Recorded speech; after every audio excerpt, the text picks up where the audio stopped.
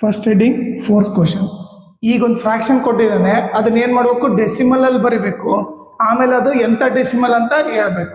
Okay, ಈಗ ನಾನು ಅದನ್ನ ಡೆಸಿಮಲ್ ಬರೆಯೋದು. 3ನ ಎದರಿಂದ ಡಿವೈಡ್ ಮಾಡಬೇಕು, 13ಇಂದ.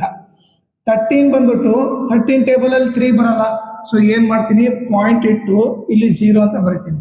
ಓಕೆ, ಈಗ ನೆಕ್ಸ್ಟ್ 13 2 26, 10 ಅಲ್ಲಿ 6 ಹೋದ್ರೆ 4 ಆಯ್ತು. ಓಕೆ, ಮತ್ತೆ ಪಾಯಿಂಟ್ ಐತೆ, ಒಂದು ಪಾಯಿಂಟ್ ತೊಗೊಂಡ್ರಿಂದ ಒಂದು 0 ತಗೋಬಹುದು. ಮತ್ತೆ 13 3 39. ಓಕೆ, ಎಷ್ಟು ಉಳಿತು, 1 ಉಳಿತು. ಒಂದು ಪಾಯಿಂಟ್ ಅಂದ್ರೆ 1 0 ತಗೋಬಹುದು. ಓಕೆ, ಈಗ ನೀವು ನೋಡಿದ್ರೆ 13 ಟೇಬಲ್ ಅಲ್ಲಿ 10 ಹೋಗಲ್ಲ. ಸೊ ನಾನೇನ್ ಮಾಡ್ತೀನಿ, ಮತ್ತೆ ಇಲ್ಲೊಂದು 0 ಹಾಕಿ ಇಲ್ಲೊಂದು 0 ಹಾಕ್ತೀನಿ ಅವಾಗ. ಓಕೆ, 13 7 ಎಷ್ಟಾಯ್ತು, 91 ಆಯ್ತು. ಸೊ 100 ಅಲ್ಲಿ 91 ಹೋದ್ರೇನು, 9 ಆಯ್ತು.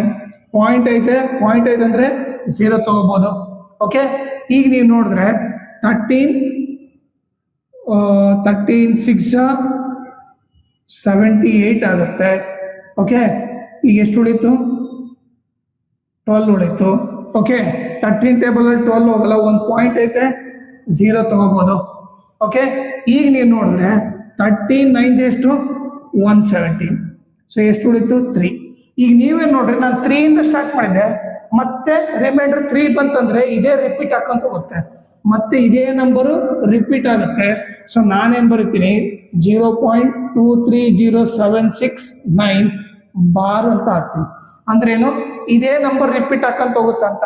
ಯಾಕಂದ್ರೆ ನೋಡ್ರಿ, ನಾನು 3ಇಂದ ಸ್ಟಾರ್ಟ್ ಮಾಡಿದೆ, ಒಂದು ಪಾಯಿಂಟ್ ತಗೊಂಡು 0 ತಗೊಂಡೆ, ಅಂದ್ರೆ 3ಇಂದ ಸ್ಟಾರ್ಟ್ ಮಾಡಿದೆ, ಮತ್ತೆ 3ಗೆ ಬಂತು ರಿಮೈಂಡರ್.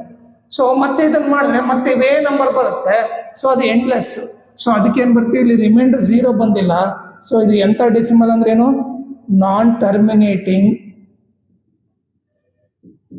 ಆಮೇಲೆ ಏನಾಗ್ತದೆ, ಇದೇ ನಂಬರ್ ರಿಪೀಟ್ ಆಗುತ್ತಾನೆ.